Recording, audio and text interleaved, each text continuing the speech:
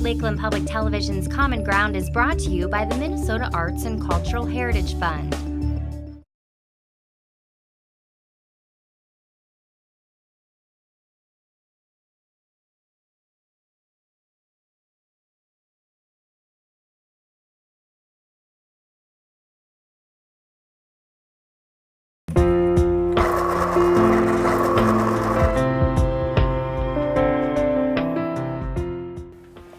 I started doing editorial cartoons way back in the 1960s at the University of Minnesota. Right now I'm in the Aitkin Independent Age, and my goal is to kind of get other newspapers to take a look at some of these too, because a lot of the cartoons have sort of a regional flair to them. This is a national cartoon, but sometimes I talk about the ice going out of the lake, or the end of the fishing season, or the snowbirds coming back for the year. And the nice thing about being a cartoonist is you can live wherever you want to live and send your work in. In the old days, they used to do cartooning where you could, if you wanted to work for Warner Brothers, you'd have to move to Los Angeles. If you wanted to work for comic book company, you'd have to move to New York. But nowadays, almost all the cartoonists I know just work out of their home, and it seems to work out just fine for them. The idea I came up with is the Republicans are going to try to unseat Obama, and I'm thinking they're going to get the help of the Tea Party this year. And I'm sort of using the analogy that it's sort of like the Roadrunner being chased by Wile E. Coyote, and the Wile E. Coyote is the GOP. So what I did was I found, okay, what does the Roadrunner look like? What does Wile E. Coyote look like? And how can I sort of key off of those images? I, drew it up the way it is here. I have to put it on here, so I'm going to go over to my light table and actually trace it. You can see the image through here now, but not very well. So I do have a light table, and I'll put it in, recreate this in pencil here, and then come back and ink it, and hopefully not spill any ink. And I just use an ordinary number 2 pencil. There's nothing special about it, but in this case, I'm just doing a really rough trace of everything that's here. And if I'm confused about anything, I just kind of lift it up and see where I'm at.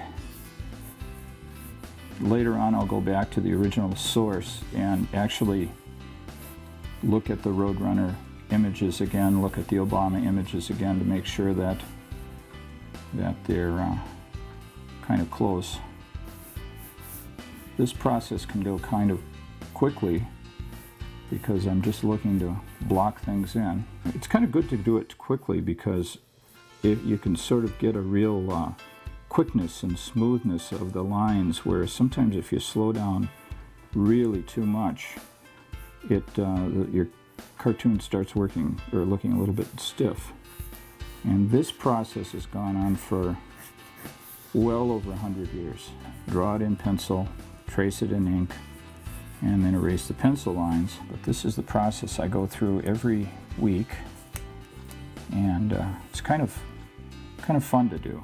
So now back to the other board and finish inking, and with any luck we'll have a political cartoon. Okay, I think it reads pretty good right now. And I'm just going to kind of check my references here. So I'm going to try to keep everything here in front of me, especially the picture of Obama. The only one that I've got that's a real side view is this one here. And a lot of cartoonists use other cartoons as kind of symbols of what they're trying to convey. I know Charlie Brown's been used time and time again, as he loses the baseball game, or he fails to kick the football, or things like that, and those all have political connotations with a editorial cartoonist. And so here we're borrowing from these wonderful icons Okay, I think we're ready to start the inking process. Unlike some of the cartoonists, I like to use these old-fashioned dip pens. They're the same kind of pen that's been used for well over 100 years, and they kind of get crusty, and I just kind of clean them off a little bit. But I use the old India ink, just like used by all of the great cartoonists of the past. Had an opportunity to know Charles Schulz a little bit, and he had a special type of a nib that goes on the ink pen, and that nib was going out of business. They didn't, the company didn't make any more nibs anymore, so Schulz went and bought all of the nibs left in the entire stock from this company. So he had literally hundreds of them still that he never used when he died. The nice thing about these quill pens like this is that they you can get kind of a thick and a thin line on them, and it's really it's kind of neat to see that line, especially when you're looking at some of the really great cartoonists of the past. I started out just visiting a few schools, and now I'm doing it quite a bit of the time with the Compass organization, and it's kind of fun to do. And what kind of led me into it was Charles Schulz was a cartooning teacher, and I just thought that'd be kind of cool to teach some of the stuff I've learned over the years to the next generation of cartoonists.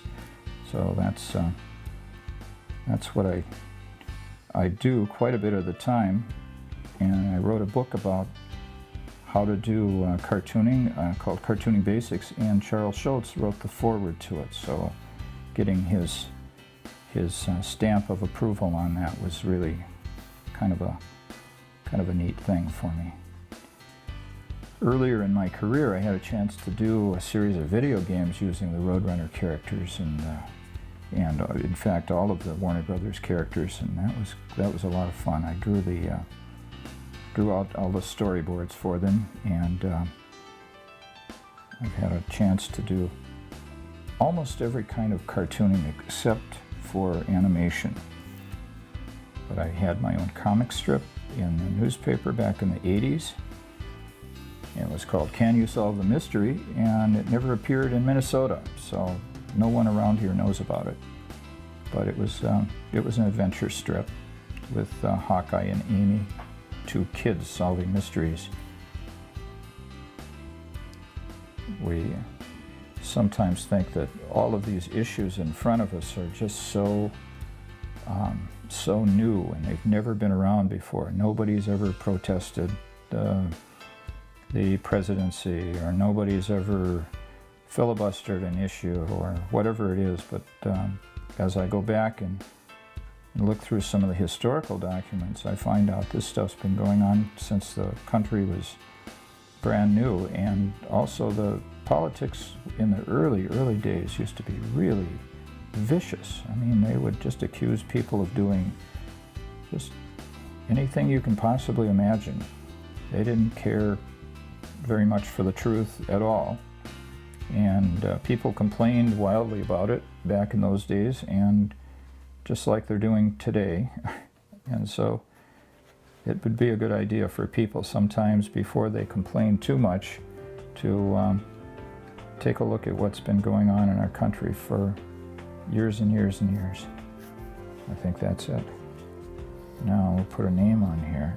I think I'll sign it right down here. It's not done until the signature's on.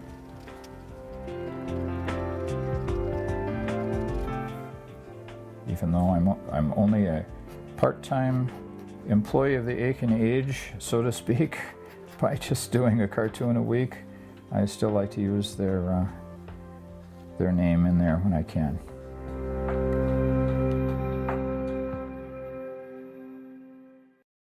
If If you enjoyed this segment of Lakeland Public Television's Common Ground, consider making a contribution at lptv.org. If you have segment ideas pertaining to North Central Minnesota, contact us at legacy@lptv.org. Common Ground is funded by the Minnesota Arts and Cultural Heritage Fund by the vote of the people on November 4th, 2008.